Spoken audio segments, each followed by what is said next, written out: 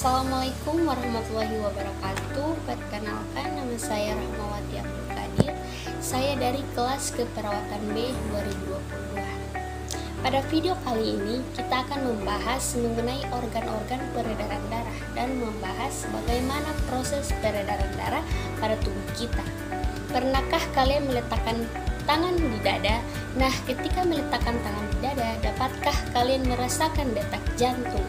Kemudian, tahukah kalian apa yang sebenarnya terjadi dan apa yang membuat jantung kita tetap berdetak setiap hari? Jantung kita berdetak sekitar 100 kali dan setidaknya mengirim 2000 galon darah yang mengalir ke seluruh tubuh kita. Meskipun jantung kita ini tidak lebih besar dari kepalan tangan, tetapi jantung ini memiliki peranan yang sangat besar untuk membuat darah tetap mengalir sepanjang kurang lebih 60.000 mil dalam pembuluh darah yang mengedarkan nutrisi dan oksigen untuk organ dan jaringan. Saat darah mengedarkan berbagai substansi tersebut melalui berbagai saluran yang disebut dengan pembuluh darah. Nah, pembuluh darah ini meliputi arteri, vena, dan kapiler untuk membuat darah mengalir ke seluruh tubuh kita. Kita memiliki sistem pompa yang disebut dengan nama jantung. Nah, jantung tersusun atas otot yang memompa darah ke seluruh tubuh yang berdetak 72 kali per menit sepanjang hidup kita. Jantung memiliki 4 ruang. Ada atrium kanan, atrium kiri, kemudian ventrikel kanan, dan ventrikel kiri. Selain jantung, ini memiliki 4 ruang.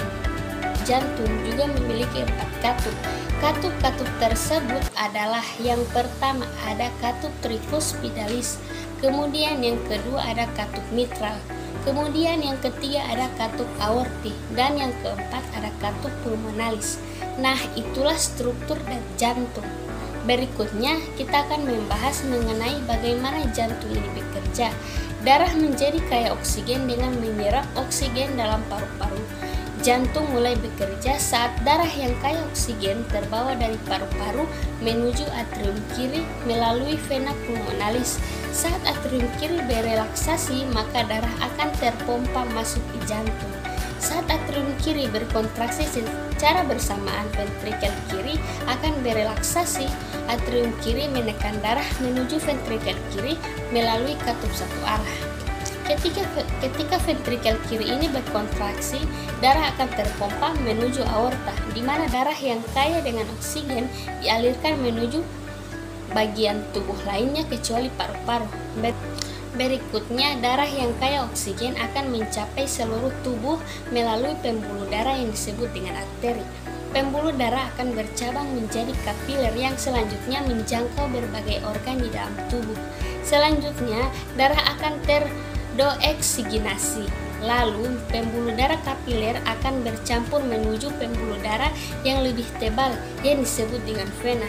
Nah, vena akan membawa darah yang miskin oksigen menuju jantung. Pembuluh darah yang membawa darah yang miskin oksigen ini disebut dengan vena cava. Darah yang miskin oksigen dari seluruh bagian tubuh memasuki ruang bagian kanan atas dari jantung yang disebut dengan atrium kanan.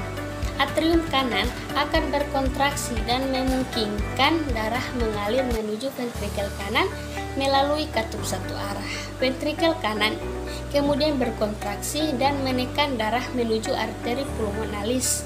Arteri pulmonalis membawa darah yang miskin oksigen menuju paru-paru. Kemudian paru-paru akan melakukan pertukaran gas terhadap darah sehingga darah kembali menjadi kaya oksigen. Darah tersebut selanjutnya akan diedarkan kembali ke jantung melalui vena pulmonalis dan kembali mengulang siklus sirkulasi. Demikianlah proses peredaran darah pada tubuh manusia. Assalamualaikum warahmatullahi wabarakatuh.